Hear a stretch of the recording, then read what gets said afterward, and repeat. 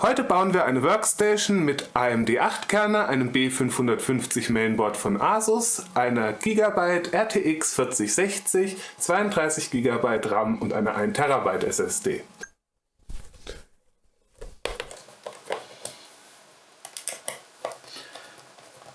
Dann setzen wir schnell die SSD rein. Die Workstation soll hauptsächlich für 2D-Grafikarbeiten sein, deswegen so viel Prozessorleistung und verhältnismäßig schwache, aber aktuelle GPU.